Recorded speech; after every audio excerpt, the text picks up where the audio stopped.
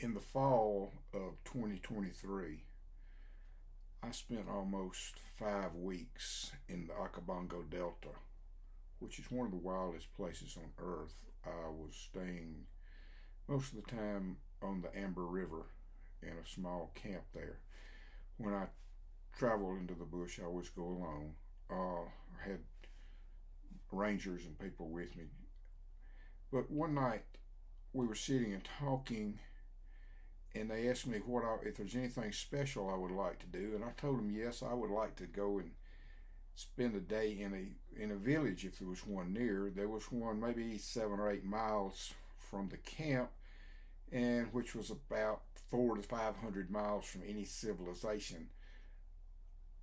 So I went there. They put me with the head elder.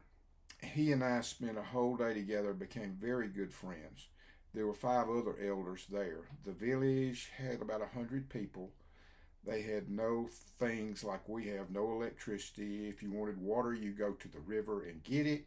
No sewage.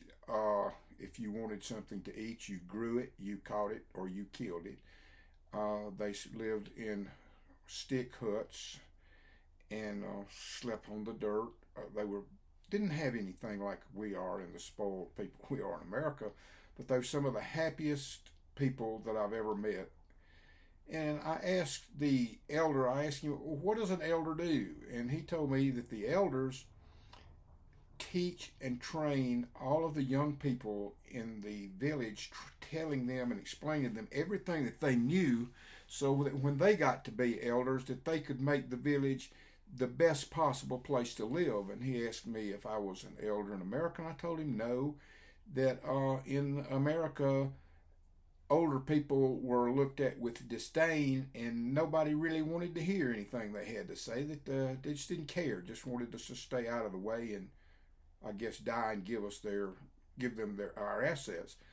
He couldn't believe that, and I told him, as stupid as it was, here in America, everybody starts at zero and climbs as high as they can in society and business and whatever, but they have no interest in anything that the previous people knew or learned. Their parents, their grandparents, their aunts, their uncles, older, just don't care. I don't want to hear it.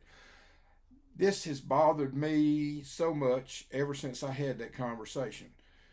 In my life, I've been a professor, a corporate executive, and then got interested in emergency medicine and spent some time in a very huge level 1 trauma center. So I know a few things, and it's really bothered me. And the waste that we have of the knowledge that's before us. I want to encourage anybody that's young that happens to see this, befriend some elderly people and start finding out what they've done in their lives and what they've learned, because they know some things that if you don't learn from them, you'll never know it. Older people, I would encourage you to try to find out some young people that you can impart knowledge to that wants to hear it. Uh, I'm 78 years old, but I have a 27-year-old brain, so that causes quite consternation in that the brain keeps telling the body to do things it can't do. But I really feel bad that we just lose everything we know. And what brought that home to me is I once worked for a while in a medical school, and when I didn't have students, I would go and read the medical books from the 1800s, early 1900s, and the things that they were curing diseases and stuff with back then, with natural things. Today we think we have to take these horrible, stupid drugs with all of these horrible side effects. We don't learn from the past, and it's very sad. So I would just hope that people would decide to learn from the past and pass your knowledge on. And young people, please, in the name of Jesus, listen to your elders. Turn off the stupid video games and the pornography and the gambling and all this other crap, and listen to each other. Sit down eye to eye and listen. God bless you.